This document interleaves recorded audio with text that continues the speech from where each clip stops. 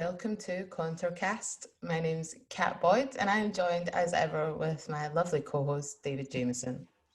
Hi, how's it going? It's going fine. We're also joined this episode with a very special guest. It's actually quite rare for us to have guests on. That haven't been in our own strange brand of Trotsky sect. Usually like Jonathan Shafi, Pete Romand, people who were in the ISG. But today we have a real live guest. We're joined by George Kerevan, who is a member of the Conter editorial board and a long-time member of the SNP. Welcome, George. Hi guys, hi. Good to be here. Yes, I'm an ancient member of the SNP. I've clocked up almost 25 years, so I think I must be one of the oldest members now. Oh, 25 years. Do you get a badge or an honor or something? A clock. A clock. No, sadly no. Sadly not. Well, we wanted to get you on the pod because you've written rather an exciting article for the Conter website called SNP at the Crossroads. Look, we've got listeners who will not have read this piece, although it has been shared a lot on social media. It's causing quite a bit of chatter, if you like. So I don't know if you maybe want to kick us off by just telling us a couple of like the core points of the article for our lazy listeners who haven't read it yet. Sure thing. I mean, I've been told that the grey men in kilts are coming for me after what I've written, which is a bit of a surprise because all I have done is try and summarize some of the private discussions that go on inside the SNP and have gone on inside the SNP since the general election in 2017. And you'll remember the SNP lost quite a few seats at that point, still a majority party in Scotland. But Nicola Sturgeon, the First Minister, at that point closed down the campaign for a second referendum, which the party had been fired up for and had spent a year knocking on doors, collecting signatures. And so there's something going on at the top of the party that the membership are increasingly unhappy with. Basically, I've tried to make 2 points. One is that the party has at a government level has swung increasingly to the right and has begun to accommodate a big business in quite a significant and a dangerous way. Compared to the time when I joined the party in the 1990s, Alex Salmond, then leader, his project was to make the party a social democratic party, to move it to the left of Labour, because that was the only way in which the SNP could actually become a majority and drive forward to independence. That was a project I felt comfortable with. And I know you guys might disagree with me, but since then I've seen the SNP essentially as a social democratic party.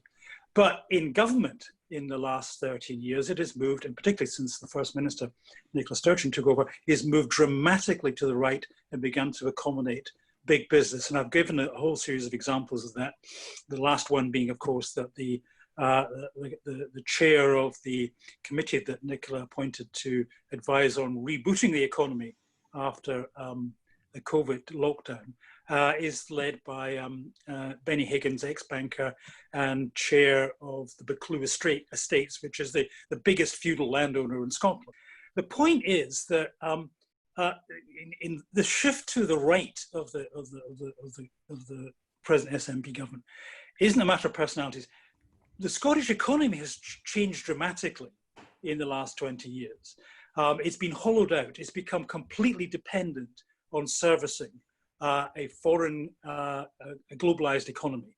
It's been hollowed out. So actually what Scotland sells abroad now, it's an extractive economy. We sell food, we sell raw materials, we sell oil. I mean, we don't make things. So it's become a very dependent economy, dependent on foreign capital and foreign markets in a very direct, organic way.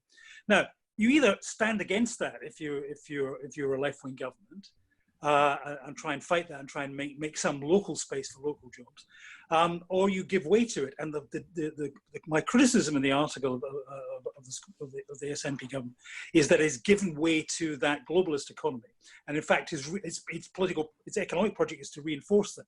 So you've got that going on. The other thing in the article, just to finish off a broad brush, is that the SNP government, because it's been there for 13 years, and it's got over 50% in the polls. I mean, where else in the Western world have you got a government that's been in power for that long and is that hegemonic?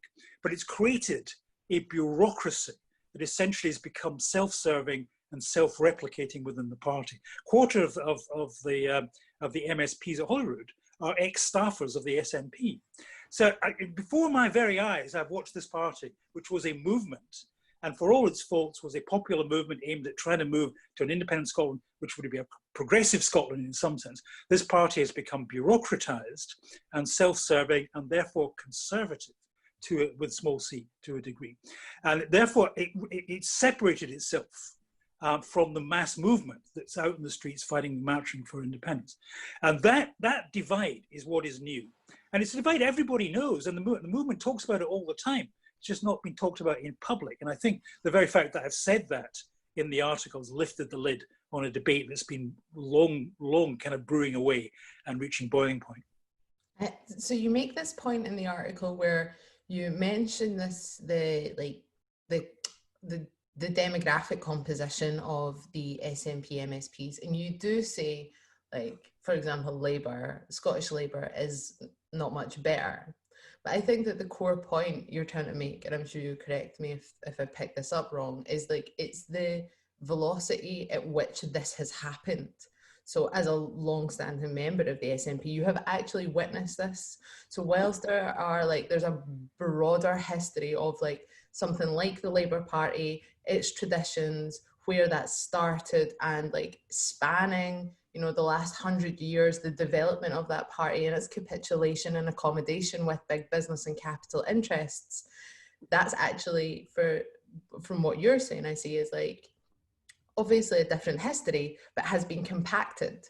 The professionalization of politics is something that's happening to every party, I think, in the West, essentially. I mean, it's happening everywhere. I think that like, you know, there's a whole discussion about populism to be had there, but what you're talking about is really this condensed professionalization on a very kind of quick scale, or quick timeline rather, that's happened within the SNP, and you've borne witness to that, yeah. And see, sorry, just to add to that, I think there's another element here, which is that, is this long run process for most social democratic parties has happened within a few years, because the SNP only really gained a mass working class base in 2015. So we've seen that whole process from mass party with a mass working class vote share to highly professionalized, pro-capital, upper middle class party in no time at all. Yes, I mean, and it happened so fast, I think most of us didn't realize what was going on. I mean, when I joined the party in the 90s, I think membership was 4,000 or 5,000. It had a scattering of local councillors, but essentially you didn't join the SNP to get a job. I mean, it's like any small left-wing group. I mean, you were in it for the passion and the long-term possibility that there might be change, and to suddenly go from to being a mass party, and a mass party, of course, therefore breeds an apparatus because it has money and is therefore able to recruit lots of full-timers. And that happened at such a speed. Now, parliamentary politics, by definition, is run by representatives who are separate from the people. That's why I think ultimately it becomes undemocratic.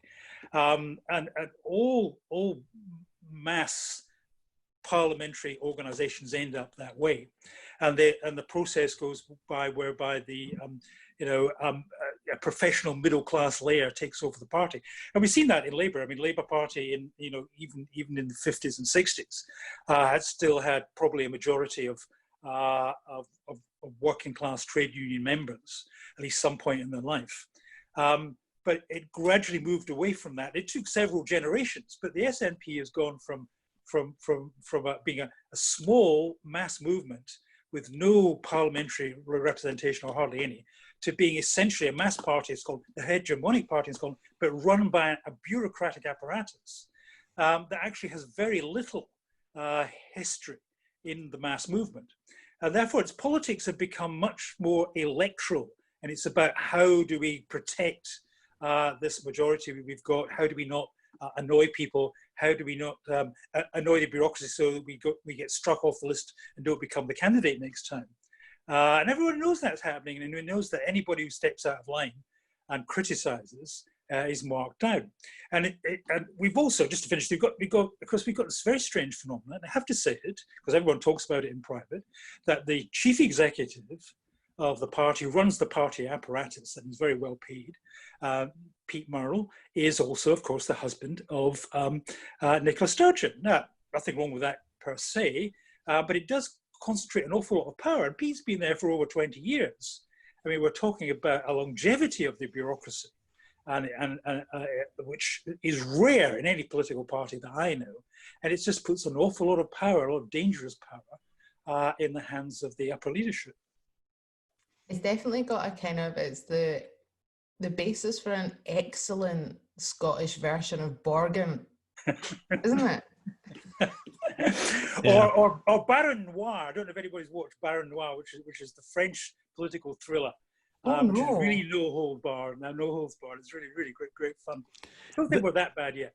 The thing that I think has caught a lot of the kind of public imagination around the article is the point about the tendency of political parties to bureaucratize and then reproduce themselves. You know what I mean? That classic bureaucratic tendency to, once you're in a position where you're extracting material wealth from the state, there's obviously a propensity just to keep that on and keep it rolling. I think that the important point about that, and the reason that people are worried about it, is, I think people are coming to terms with the fact that both that and the pro-business orientation are at odds with independence. Or at the very least, it greatly complicates the relationship between the party and independence. And for a lot of people, I think that's been a slow dawning recognition. But it shouldn't surprise us, because it's, as you point out in the article, there are obvious parallels with things like social democracy as a Western tradition in general. The way I think of it is, Keir Starmer probably does want a better society. I'm sure he does. I'm sure he's a nice guy, right? I'm sure he'd say he's a socialist, and the thing that he wants is socialism. But it's like, it's something that they want that's on the horizon. It's always just out of reach, and it's an organising principle for the party. Everyone who's in the Labour Party says that they want this better society. But the way to get there is endless compromise with big business, with the media, with the state, and so on. And eventually, the journey obliterates the destination. You know what I mean? You just use that to justify an endless cycle of elections and so on. Is that what we're now seeing? Well, yes, in the sense that the model that the party leadership has at the moment is that eventually it will win an absolute majority in favour of independence, which is a good idea, of course. And eventually that will, the moral impact of that majority will force London and force Boris, or whoever is in charge down there, to concede a second referendum, and will win that.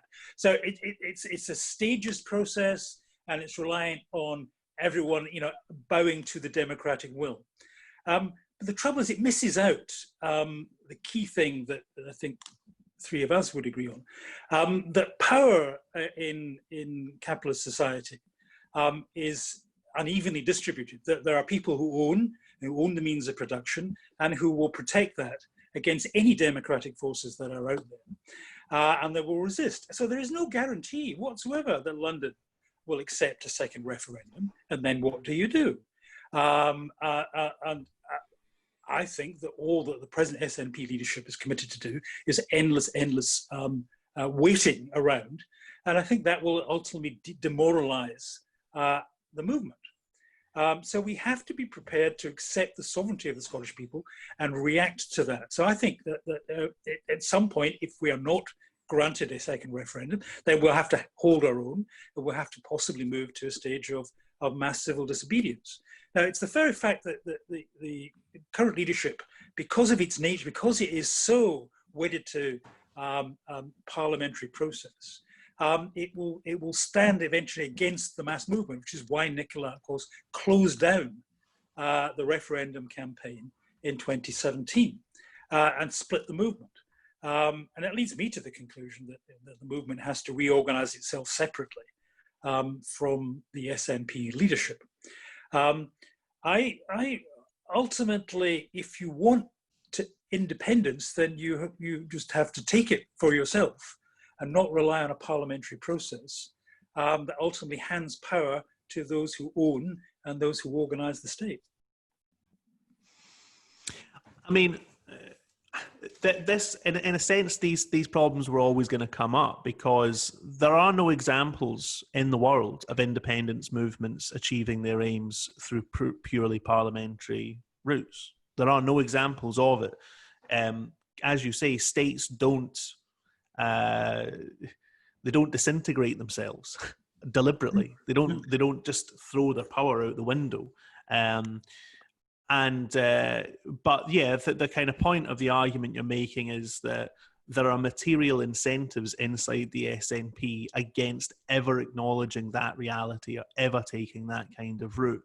I'm sure as well that people listening to that will be like, do you remember people really kicked up a fanfare when you talked about, you were just throwing ideas around and said something about direct action on the tubes in London or something like that, right? So I'm sure that people are going to be cock a hoop about that. But the point is that a government that wants independence from a wider transnational bloc needs to have a strategy of escalating tension between itself and the central power. You know, that's how independence movements work. And the thing that I've been saying to people about this for years is you'd know if there was a plan to move towards independence imminently because we'd already be in that strategy. The Scottish government would already be saying to the MOD, we're not going to let you use our roads from this day on. The Scottish government would already be withdrawing consent from areas of civic participation with the British state where it could. That's what we're talking about. And it would, and this, here's the other thing. The First Minister would be on those independence marches that have been going on for years. You'd know if we were heading for independence because the government would be galvanising the street level movement. It would be talking up the democratic credentials of the movement and the Scottish population endlessly. Yeah, I think that's a really important point. So when I picture some of the, like, and this is before the illegal referendum in Catalonia, I remember seeing like the demonstrations, and it was the leaders of what is the kind of like the bourgeois Catalan independence party. Like they're not left, they're not radicals in that sense. I can see the picture in my mind of those political leaders in Catalonia at the front of those marches as part of the movement, and the ones in Scotland where it's just the movement. It's leaderless essentially. I mean, people have forgotten, I put a little of this in the article, there's a long history of kind of Jacobin resistance led by the SNP. I mean, SNP leaders have gone to jail. And I imagine any of the current leadership, have been faced with that. There was a long period in the 50s and 60s where the SNP, in order to get publicity, ran a pirate radio station. And I mean, I remember listening to it, when the BBC television closed down of an evening, and the spot would come up telling you that they'd gone off air. Suddenly the SNP Radio Free Scotland would break in. And, tens of thousands of people listened to this. And it was totally illegal. I mean, can you imagine the party doing that now, running a pirate television service? No. So there was an element in which the party was willing to contest the status quo. The problem now is that, if anything, the party has become the status quo. And the biggest criticism I have had about the article is from people saying you can't introduce the issue of class because in Scotland, because we're all Scots and independence is for everybody. And I keep having to tell people the resistance to independence comes from within Scotland and within the owning class and within the aristocracy and the landowners who simply prefer the present setup because it protects the property. And once you start pandering to them and thinking, well, we could win over, you know, the Dukes of Buccleuch, and the present Duke's grandfather was a key supporter of Hitler. We could win over the aristocracy, we could win over the upper middle class, and then that will give us independence. I tell you, that will not get us independence, because these are the very people who've always resisted a change, because they're frightened of what a progressive Scotland would bring in terms of taking over the land and taking over the means of production. Above all, if we go down that road of pandering to those who own property, then you will not turn out the people who don't own property when it comes to a referendum. The people in the housing schemes who voted in 2014 in Glasgow, in Dundee, for independence, they're the people who, if they don't think that their lives are going to change materially with independence, they will not vote, they will not support, and we will actually lose the heart of the movement. And that's what I'm worried about with the present direction of the leadership of the SNP. I mean, I think this gets to like a key point within like all the discussions that need to be had more broadly about the prospects for independence.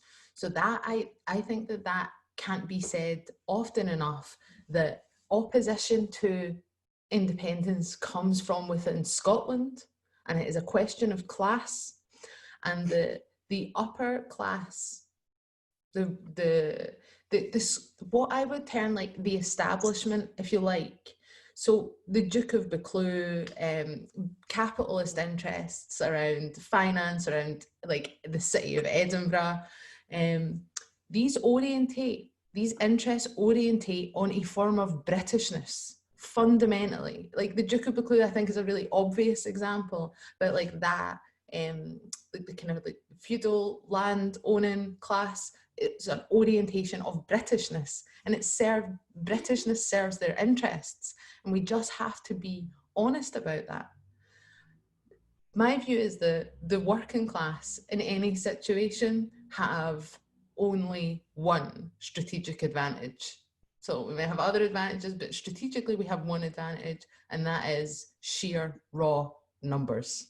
They're all like, and when it comes down to like a vote, then we'll always have more people. Like that's our strategic advantage, is in terms of numbers. There will always be more of us, and I use us in the broadest possible sense, than there are of the landowners, those who are part of that operational class. I think what's important about your article is that you're not making a kind of left, right, or goodies versus baddies argument, to reference a previous pod, about Salmond versus Sturgeon, because obviously Alex Salmond's politics were very much of that Scottish establishment that orientates on Britishness. I mean, his relationship with RBS, for example. But what his political way of operating, I think, got right is that the space for the independence movement and its parties has to be to the left of Labour in Scotland. Is we're now seeing the makeup of the Scottish Labour Party, its base, is just not there anymore to be the left voice.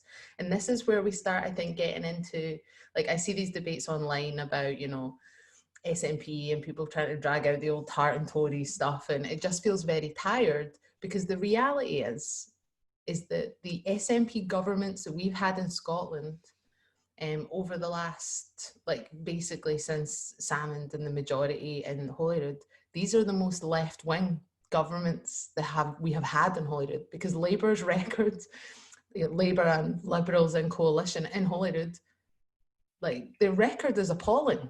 The record is terrible in that parliament, when you had people, you know, voting, breaking the whip, Jeremy Corbyn down at Westminster against the Warner Act. You had Labour politicians in the Scottish Parliament voting to endorse that strategy.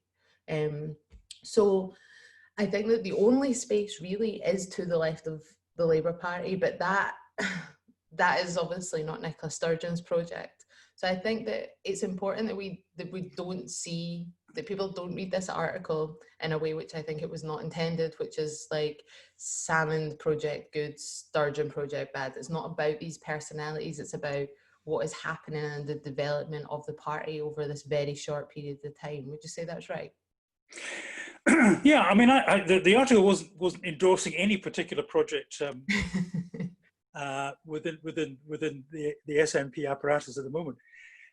Listen, let's be very clear. The Scottish National Party, though I agree, I've always argued that in the last generation it's been a social democratic party that's consciously built links with the Labour movement, that's been broadly progressive.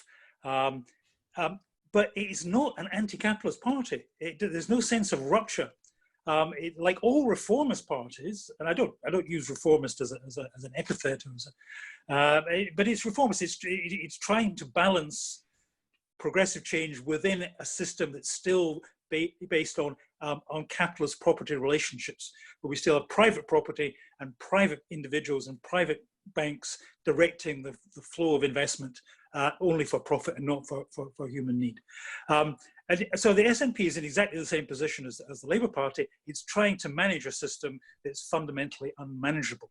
But there is a strong wing of the SNP, and same in the Labour Party, who want a break with capitalism and who see the prospect of independence not as an instant panacea, but just as a way of breaking with the British state and giving sufficient room that we might actually proceed beyond that to a rupture with capitalist relations as a whole. Now, from that perspective, that's why I want to introduce the whole issue of class. Not as I'm working class, therefore I'm good, and you're middle class, therefore you're bad. Because the SNP from the left has the possibility of actually leading the nation, the whole nation, on all its constituent parts in a progressive direction. But if we're to make that break, we have to recognize the institutions of power that exist. Now, there's a lot of people who think that class, and talking about class, is old-fashioned, and you've just alluded to, Kat. There's a contemporary way of trying to understand the world, which is on a very personalized identity basis. If you take class out, how do you explain racism? How do you explain sexism? Well, you try and explain it in terms of groups of people who've just got the wrong ideas, and we either convince them or we badmouth them, whatever. But it's not. People end up in power structures, and it's the power structures that we have to change. And that's what I was trying to inject back into the argument in the SNP, because I think we've been, I think people are looking at present divisions through the prism of a full identity politics, which is based too much on the individual rather than seeing that we're all caught up in a vortex of class relationships. Unless we change the power structures, then we can't get down to the level of individual human behavior. That's why I think this article is such a breath of fresh air, and that's why I think that this debate is the most healthy one for the independence movement, right?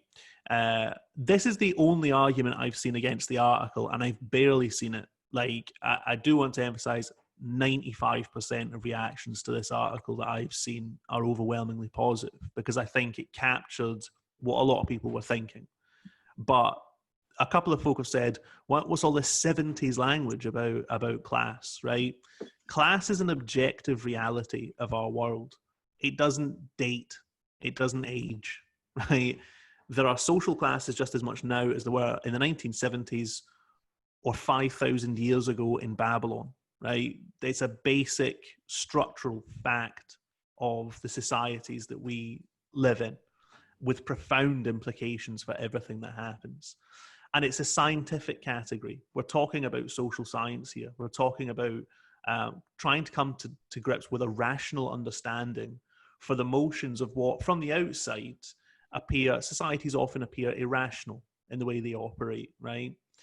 And what too many people and commentators, actually, people in the media, for example, with the independence movement do is they sow mystifications. They look at it as an irrational event. You know, the media has always viewed the Scottish independence movement as fundamentally irrational, backward looking. Where did this come from? It's the 21st century. Why are you talking about national independence in a globalized world? And then they sow their confusion back into society. And they are confused. Like, as we've been discussing, Scottish independence, it's a response to many things. But one of the things that it's a response to is globalization, precisely. It's raising questions of democratic power in a society where democracy has become very weakened and hollowed out by economic and class developments. Now, as you say, and some of the people who I've seen complain about the article want to steer it back into mystification. They want to say, stop talking about class. Let's start talking about the personalities of Nicola Sturgeon and Alex Salmond again, because that's real. I actually, before this article came out, I saw Andrew Wilson, who you mentioned in the article as an important kind of interlocutor between the Scottish government and the ruling elite. In response to the protests on the border, I don't know if you saw this, and this caused a great excitement amongst precisely this kind of cohort of mystifiers. Look at these crazies down on the border. You can't explain it. It's wild. And Andrew Wilson actually said, ignore that stuff at the border. The thing that matters is the leader. The leader has the right ideas, right? Nicola Sturgeon has the right ideas. Our leaders are the best, right? I mean, that is a totally regressive view of human developments. That the really important, that the only way you can analyze society is understanding the personality and the worldview of a handful of professional political personalities. And yet, so many people, including some people who think they're on the left of politics, are determined to erase the meaning of mass movements, the meaning of mass political developments, and boil everything down to a battle of personalities in the professional sphere. Now, the way to stop the intellectual degeneration around the independence movement is precisely the kind of arguments that you forwarded here. And I think that's basically what we want to do with Conter. We want to stop that kind of rot. And I don't think it comes from the movement. I think it comes from a layer of people whose job it is to interpret events in a way which is kind to the establishment. And the best way to combat that, and the best way to understand the problems that face our movement, is through a scientific analysis. It is through this kind of lens. And that's why I think it's just been a really important piece. And it's just cut through all the pish. You know what I mean? Like, to use a scientific term. To use a scientific term. As a social scientist, pish. But you know, people can see that. People can recognize an objectively correct analysis when they see it. Do you know what I mean? And the only people who are disappointed by that are people who are disappointed that your article wasn't a sort of gossip column. Do you know what I mean? Or just some mudslinging. We do have a political culture where some people have come to enjoy the gutter. But I'm just very glad that we've introduced a bit of serious politics back into that kind of discourse. Well, actually, I think that this is starting to get into quite an interesting conversation about the strategy and tactics for the left more broadly. So actually, I think that there's a notable turning point in the 80s where there's a disempowered left. I'm thinking of like Britain under Thatcher, particularly like during that period, where like in the like community organizations and trade unions, in those kind of like actually organized parts of the working class, when Thatcher's in power, there's the import of particular big organizing ideas and tactical ideas from America that are based around like the teachings of Saul Alinsky. And one of Alinsky's like main tactics for building strategy and building power in working class communities is to create a target and find a monster. So you basically, you find the figurehead and you monsterize them in order to make them the embodiment of what you're fighting against. So let's take someone like Thatcher. So her image begins to represent everything that's wrong with society. I mean, the right do this as well, but from a position of power and authority. So they might monster Chavez, for example. But what I've noticed is that since the 1980s, this has continually been the left's approach, is to find the individual, personalize it, and project it onto the individual, which has led to, at the same, so I'm not saying that it's all the fault of these ideas of the strategy, but when at the same time you have a systematic weakening and dismantling of working class organization, and that's all you're left to rely on, and you aren't like raising the intellectual level, and instead all we have is, well, if we can, you know, go for the king and kill the king of this, if we can get rid of Blair, or if we can get rid of Thatcher, yeah, she dies, then that's the end of that project. And we don't have a left that's organized in such a way to raise the intellectual level, to see things through the prism of class, and to really be able to understand the abstract picture rather than this kind of concrete bogeyman, if you like. Yeah, and it works the other way, that the left raises individuals onto pillars. You know, we have a leader and we'll follow the leader. And you can see this in the SNP, you know, I've known Nicola Sturgeon for a quarter of a century. And, you know, when she and I were first in the movement, the Scottish National Party was very democratic. It was a bit, you know, it was kind of Presbyterian, you know. It was, you know, I mean, it was the congregation had all the power. And so the titular leader of the party was just the first amongst equals. Because you were the leader of the party, didn't make you anything special. But at the moment, we're in a strange kind of view in the national movement, as well as the SNP as a party, where Nicola's been raised to, you know, everything depends on Nicola. We've had, you know, she's been so wonderful during the pandemic, and she's played a good game. I don't dismiss that. But movements are not about the leaders. They're not dependent on the leaders. And the danger is, if you go down that kind of populist road, you lose politics. Now, the SNP in the 70s and 80s, there was a whole talented group of people who actually gave the party some serious left-wing credentials. People like Stephen Maxwell, Margot MacDonald, of fond memory, was an old friend, Gavin Kennedy, who was ex-Trot, and he put together the party's economic policies. The SNP's view was, you know, we want independence. So if we want independence for Scotland, we want independence for people, local communities. So we'll be a decentralising party. So the whole emphasis of policy was moving power away from central government, even in an independent state, and giving it to people in local communities. It was very, so to that extent, it had a sense of what socialism was all about. That's all gone. I mean, the SNP at the moment is what policy is all about is centralising power within the party and the government machine. And parties abandoned all its previous policies about decentralising to local government, to decentralising tax powers. So if once you concentrate on the leader, once you have personality politics, then policy disappears, and the process of giving power genuinely to people disappears. And that is very dangerous for the SNP. This centralization of power and centralization of power around the charismatic individual is extraordinarily dangerous, and it flies in the face of everything the party stood for 50 years.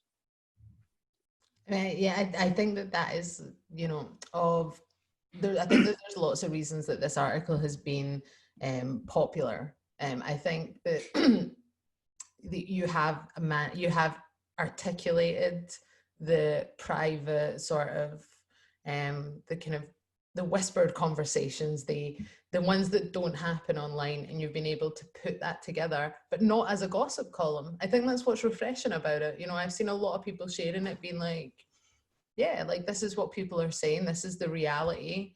These are the politics behind those conversations. My frustration in Scottish politics is that whenever there's critique from particularly I think in the Scottish Labour Party of the SNP, it always ends up coming out through the national question. That tension always plays out on the question of independence, and that's part of the problem in our parliament, is that it feels really stale because you don't have a Labour Party who is able to have a pro-independence policy. You don't have a left-wing party that's based in class, that's pro-independence, that is able to expose these types of arguments out in public. Like, it just doesn't exist. So I think that that's another sort of aspect to what you've written so far. I know that there is part two coming.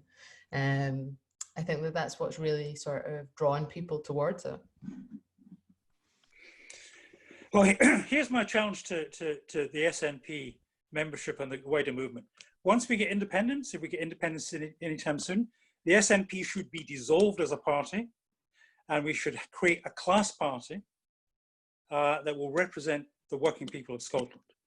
And when we get independence the blueprint for independence and the structure of the nation post-independence should not be decided by the SNP leadership and the special advisors who make policy now. We should vote for a constitutional convention where people can vote for representatives of their class, and that convention should draw up the constitution for the country post-independence. At the moment, everything is working towards the present SNP leadership team and their special advisors running the country post-independence, and they will not run it in the interests of the working people. They will not break with capitalism.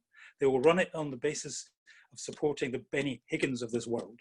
And let me just say, there are a lot of people in the party and the wider movement who will not stand for that. Well said. Well said. But of course, as you say, because it's always a response to this kind of article of, well, then, this may all be true. I've even seen people say this about the article. This may all be true, but let's just wait until after independence and then we'll hash these problems out. But the point that you make in the article is there's not a complete disconnect between means and ends. If you don't have a vision that can empower the country that people want to fight for, and then on the other hand, you have a leadership which is tying all of its strategic attitudes towards winning over big business and layers of like the upper middle class and so on, you're not going to put yourself in a position to win independence anyway. I mean, this is I think an argument that needs to be put around more. There is a relationship between what you say you're fighting for and whether you ever achieve it, whether you can galvanize the democratic force, the sheer democratic force that you need to break a state from a state like the British state, which has been foundational to the world system, which has been here for as long, just about as capitalism has as a system. And the other thing that I do think as well, the whole movement, us, everyone, needs a degree of intellectual humility in all this, because what we're talking about doing has never been done before. No one, like Scottish independence obviously has never happened before. The instances of national independence movements winning that we have from around the world happened in a very different context generally. The post-war world obviously saw a huge upsurge in anti-colonial struggles, new nation states being founded and so on. But that was generally on the basis of these were countries in the underdeveloped world dominated by foreign domination, typically from Europe. And it was very often, these were armed struggles, there were wars of independence and so on. Now, obviously, Scotland and Catalonia and Quebec and so forth are not in that same paradigm. But also, as I say, we are talking about a highly particular situation where Scotland's part of the global centre of the system, and it wants to break up such an important state to that system. And Britain is, like, people sometimes downplay this because we're dwarfed by America and China and so on. But the British state is a very important node in the global system, particularly if you look at things like finance. But actually, Britain still plays a very important role as like the chief lieutenant of the United States. It plays a very important role on the European continent, whether we're in the EU or out of it. This is a serious task that requires enormous intellectual and practical investment, and it requires us to be in it for the long haul as well. We have to ask ourselves the question: what are we prepared to do for Scottish independence? I think that's a vitally important question that everyone has to ask themselves. And at the very least, it's going to take the kind of internal debate that you've introduced. Like because sometimes you get people saying, "Don't rock the boat. We're so close. We've been hearing this for years. The independence movement is perfect, except for internal divisions." Wrong. Like they are an inevitable part of any movement that has a goal. And this is the least of what we're going to have to do if we actually want to achieve the goal of national independence, is have a robust internal debate. And I just think this article's been like so good at resetting that debate to where it needs to be, rather than some of the places it's drifted off to in recent years. This to me is that, a big part of the heart of the debate that we need to be having. I agree with all that. Let me just say that folk of my generation joined the SNP and the national movement not for independence per se, but in order to change Scotland. If you reduce the argument, well, let's just have independence and then everything will, we'll all go our own way and everything, will be hunky-dory. Doesn't happen that way. The SNP leadership is already making concessions for post-independence, such as keeping the pound, keeping the existing banking system, and therefore giving power to the existing bankers who have misinvested and ruined the economy. You already made sure that the post-independence Scotland won't be any different. And if you say that, the people are not dumb. People in the housing estates know that, and they won't come and vote. They won't come to Algeria. We'll just turn them off politics altogether. Politics is about achieving goals, about changing things. And that's what the national movement is about. We don't just want independence for the sake of it. Let me just big message to everybody watching this. We want independence so we can abolish capitalism.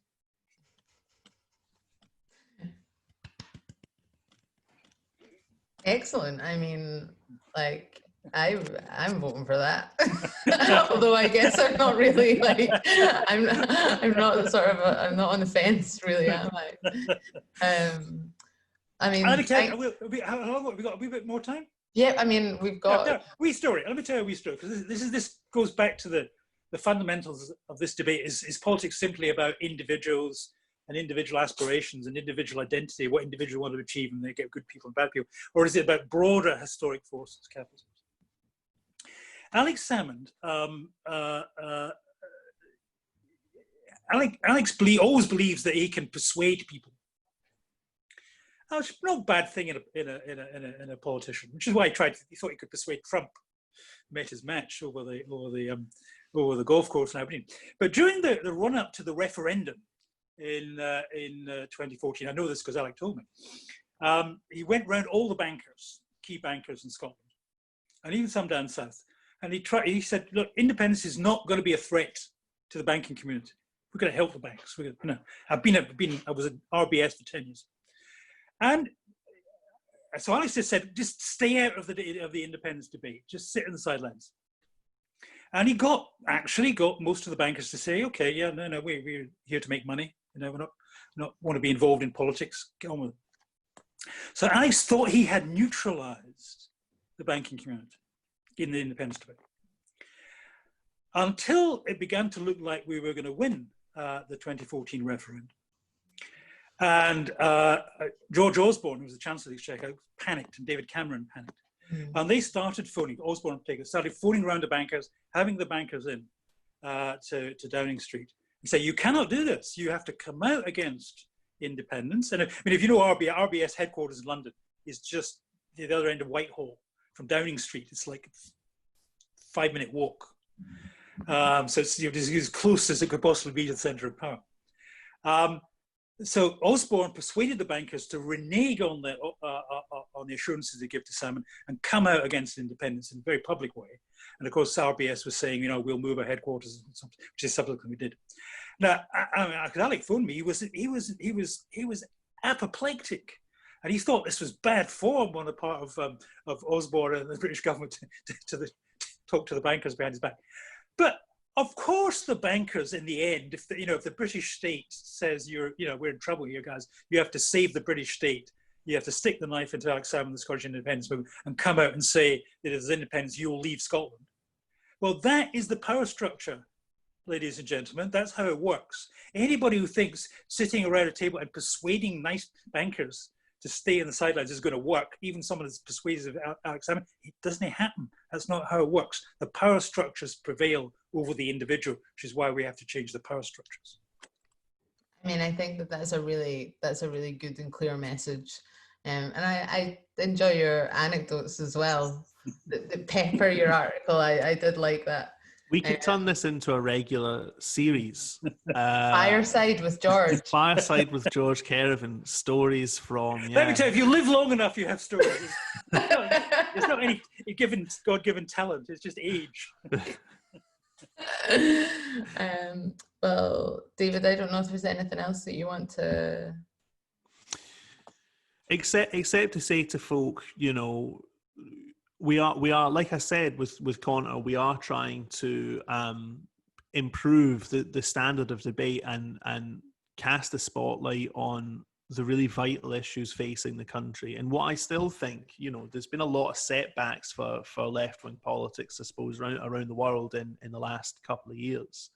Nonetheless, I think this is a really crucial period, both in Scotland and around the world, and we're trying to bring something to that in terms of clear-sighted analysis of the kind that George deployed. So just to invite people to get involved in that project, to write for it, to get in contact with us.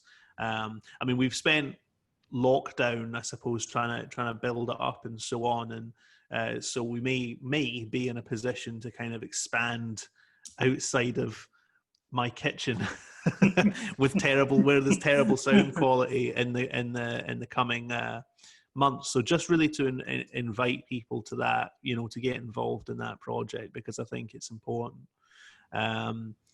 So yeah, beyond that, not really.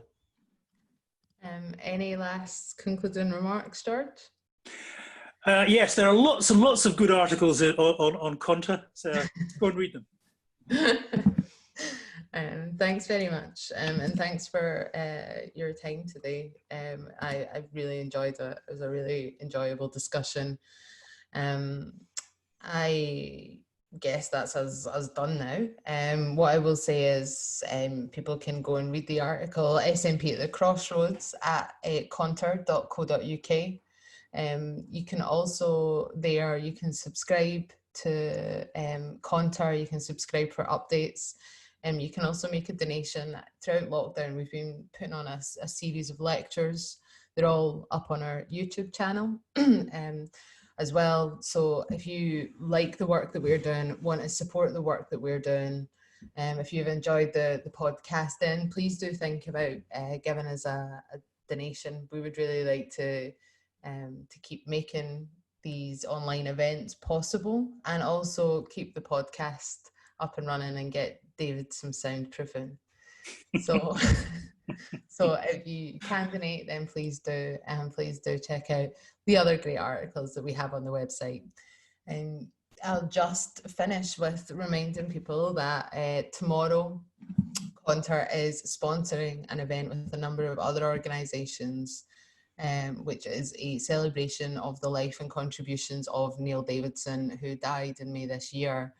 Neil was a pioneering Marxist intellectual, an organic intellectual and an activist who had a very significant impact on my own thinking and my own activism. And I think his intellectual legacy in Scotland should be preserved. And I think that's part of the project of Conter as well. So comrades and friends from around the world are taking part in an online event on Saturday, the 11th of July, that's tomorrow. And we will get this pod out in the next couple of hours or so. And it's at 8 p.m. UK time. Now, all the details for that event are on the Conter website, but I hope you'll be able to join us and remember Neil's life and his intellectual legacy as well. So thanks very much, everyone. And we'll speak soon. Looking forward to part 2, George.